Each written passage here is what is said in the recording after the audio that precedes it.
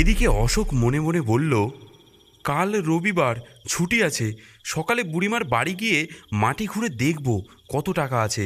বুড়িমার শ্রাদ্ধ হয়ে গেলে আমি ওই টাকা নিয়ে ব্যবসা করব আর বাতাসিকেও বিয়ে করব। এদিকে সারা গ্রামে রটে গেল বুড়িমা ভূত হয়ে বলে গেছে যে বুড়িমার লক্ষ্মীর ঝাঁপিতে অনেক টাকা রাখা আছে, ওই টাকা দিয়েই শ্রাদ্ধ করতে হবে। একটা চোর সে এই কথা শুনে রাত্রিবেলা বুড়ির ঘরে চুরি করতে ঢুকলো। তাল গাছে বসে থাকতে থাকতে বুড়ির একটু চোখ বুজে এসেছিল। হঠাৎ অন্য মানুষের গন্ধ পেয়ে আর ঠুকঠাক শব্দ পেয়ে বুড়ির চোখ খুলে গেল। লাফ দিয়ে গাছ থেকে নামলো সে। নেমে ঘরে ঢুকে বুড়ি দেখল একটা চোর ও নাতনির মুখে ওষুধ দেওয়ার রুমাল চেপে ধরে ঘুম পাড়িয়ে দিয়েছে এবং লক্ষ্মীর ঝাঁপির কাছে গিয়ে তার থেকে টাকা পয়সা ঢালছে। দেখেই তো বুড়ি ভীষণ ক্ষেপে গেল। তুই তুই কে রে? আমার শ্রাদ্ধের জন্য রয়েছে সেই টাকা তুই চুরি করতে এসেছিস? এত সাহস তোর! আর করবো না বুড়িমা, আমায় ক্ষমা করে দাও। আমার ভুল হয়ে গেছে, আমি সব টাকা রেখে দিয়ে যাচ্ছি। আমায় দয়া করে ছেড়ে দাও, আর করবো না। এ তোকে ছাড়বে? হ্যাঁ, ছেড়ে দেব। এবার দেখ তোকে কি করি। এই বলে বুড়ি পেতনি চোরের গলা টিপে ধরলো। তারপর তার গলা টিপে ধরে 3-4 পাক ঘুরিয়ে ও টুটি ছিঁড়ে চোঁ চোঁ করে রক্ত খেতে লাগলো আর হি হি করে হেসে চোরটাকে দূরে মাঠে ছুঁড়ে ফেলে দিল। এদিকে শব্দ শুনে বাতাসির ঘুম ভেঙে গেল। এই দৃশ্য দেখে বাতাসি আঁতকে উঠল। ওরে ওরে, ভয় নেই তোর। আমি থাকতে তোর কোনো বিপদ হবে না।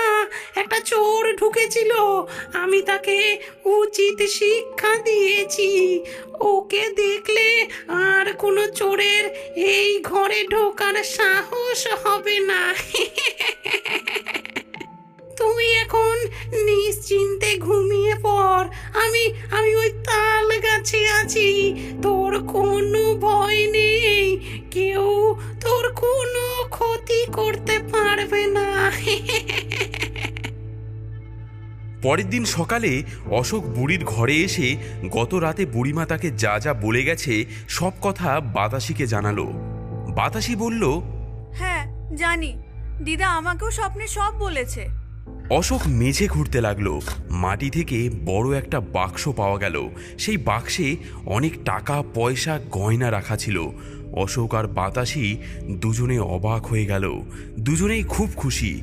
বুড়ি হঠাৎ তাল গাছ থেকে নেমে এসে ওদের সামনে দাঁড়ালো।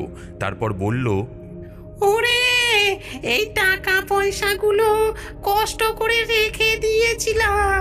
আমাদের অনেক জমি ছিল, একা মানুষ দেখাশোনা করতে পারবো না বলে বেচে দিয়েছিলাম। সব টাকা রেখে দিয়েছি বাতাসি, তোর জন্য খরচ করিনি। আম বেচে, ফুল বেচে, শাক বেচে যতটুকু টাকা পেতাম সংসার চালাতাম। ওই গয়নাগুলো আমার গয়না আর বাতাসির মায়ের গয়না, সব রেখে দিয়েছি বাতাসির জন্য। তোরা আমার শ্রাদ্ধ করে নিয়ে তারপর বিয়ে কর, তাহলেই আমি শান্তি পাবো।